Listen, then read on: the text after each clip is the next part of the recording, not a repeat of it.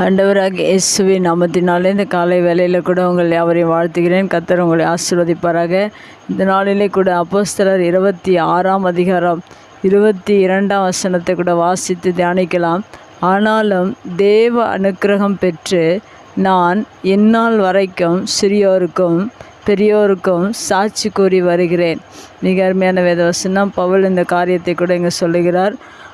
முதல் வார்த்தையில் கூட தேவ அனுக்கிரகம் பெற்று என்று சொல்லப்பட்டிருக்கிறது. மெய்யாகவே நம் ஒவ்வொருவரும் தேவ அனுக்கிரகத்தை பெற்றுக்கொள்ள வேண்டும். எதற்காக பெற்றுக்கொள்ள வேண்டும் என்றால், பவுல் அந்நாட்களிலே எதற்காக பெற்று என்ன செய்தார், தேவனுடைய அனுக்கிரகத்தை பெற்று என்ன செய்து கொண்டிருந்தார். அதுபோல் நம்முடைய வாழ்க்கையிலும் தேவனிடத்தில் அனுக்கிரகத்தை பெற்று பவுல் செய்தது போல இந்நாட்களிலும் நாம் செய்வதற்கு ஆயத்தமாக இருக்க வேண்டும். பவுல் பெரியோருக்கும் சிறியோருக்கும் சாட்சி கூறி வருகிறேன் என்று சொல்லியிருக்கிறது போல, இந்த நாட்களில் இருக்கிற பெரியோருக்கும் சிறியோருக்கும் நீங்கள் சாட்சியாக கூறும்படியாக தேவனிடத்தில் அனுக்கிரகம் பவுல் பெற்றது போல நீங்களும் பெற்று அவர் என்ன செய்தாரோ அதையும் நாம் செய்வதற்கு ஆயத்தமாக இருக்க வேண்டும். அவர் முதலாவதாக என்ன செய்திருக்கிறார் என்றால், அநேக ஜனங்கள், இருளில் இருக்கிற ஜனங்கள் ஒளியினிடத்திற்கு திரும்பும்படியாக தேவனிடத்தில் அனுக்கிரகம் பெற்றிருக்கிறார். அவர்கள் மனக்கண்கள் திறக்கப்பட வேண்டும் என்று அவர் அதிகமாக பிரயாசம் எடுத்து தேவனிடத்தில் அதற்காக அனுக்கிரகத்தை பெற்று அநேக ஜனங்களை, இருளில் இருக்கிற ஜனங்களை ஒளியினிடத்திற்கு கொண்டு வந்திருக்கிறார். அது மாத்திரமல்ல, சாத்தானுடைய அதிகாரத்தை விட்டு தேவனிடத்திற்கு திரும்பும்படியாக அநேகரை அவர் தேவனிடத்தில் அனுக்கிரகத்தை பெற்று அநேகர் சாத்தானின் பிடியில் இருக்கிற ஒவ்வொருவரையும் தேவனிடத்தில் திரும்பும்படியாக அநேக முயற்சிகள் ஒவ்வொரு நாளும் அவர் செய்திருக்கிறார். இப்படிப்பட்ட காரியங்களை இந்த பூமியில் அநேகர் நாம் செய்வதில்லை. ஆனால் பவுல் அந்நாட்களிலே இதை தீவிரமாக தேவனிடத்தில் அனுக்கிரகத்தை பெற்று அநேக ஊழியங்களை அவர் செய்திருக்கிறார். அநேக ஜனங்களை, இருளில் இருக்கிற ஜனங்களை தேவனிடத்திற்கும் சாத்தானின் அதிகாரத்தில் இருக்கிற ஜனங்களை தேவனிடத்திற்கு திரும்பும்படியாக அநேக முயற்சிகளை செய்து அது சிறியோரும் பெரியோருக்கும் சாட்சியாக அதை கூறி வந்திருக்கிறார். அது மாத்திரமல்ல, இன்னொரு காரியத்தை கூட இந்த வசனங்களில், மேலே உள்ள வசனங்களில் சொல்லப்பட்டிருக்கிறது. புறஜாதியாரிடத்திலும் நான் போய் அவர்கள் தேவனிடத்திற்கு மனம் திரும்பி குணப்படவும் என்று சொல்லப்பட்டிருக்கிறது.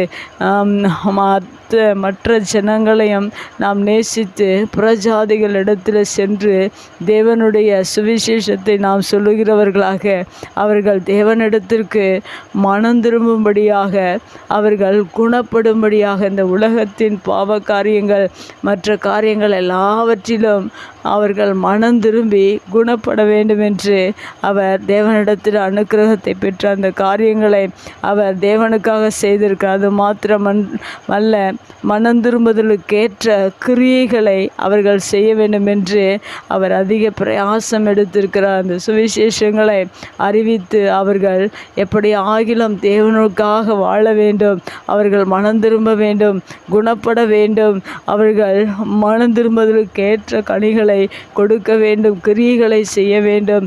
யோவான் ஸ்நானகன் கூட மனம் திரும்புதலுக்கு ஏற்ற கனிகளை கொடுங்கள் என்று சொல்லியிருக்கிறார். அதுபோல பவுலும் இந்த காரியத்தை விரும்பி ஜனங்களிடத்தில், சிறியோரிடத்திலும் பெரியோரிடத்திலும் இந்த காரியங்கள்லாம் அறிவித்து சாட்சியாக கூறி தேவனிடத்தில் அனுக்கிரகத்தை பெற்று இப்படிதான் அவர் ஊழியம் செய்திருக்கிறார்.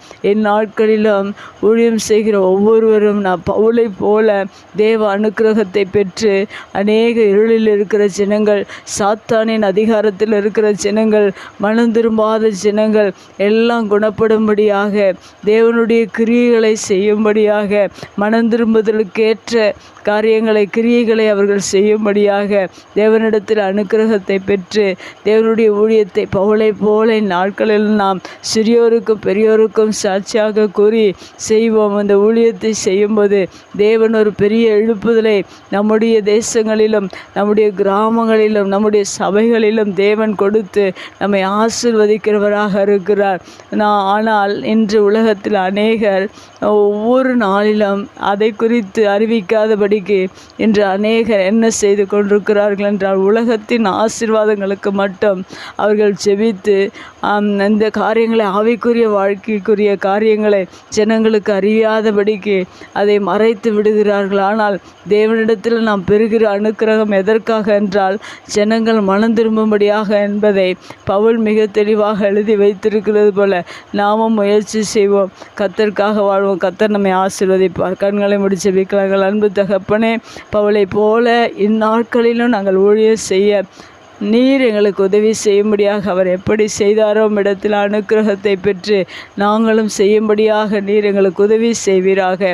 இயேசுவின் நாமத்தில் ஜெபங்கள் நல்ல பிதாவே, ஆமேன்.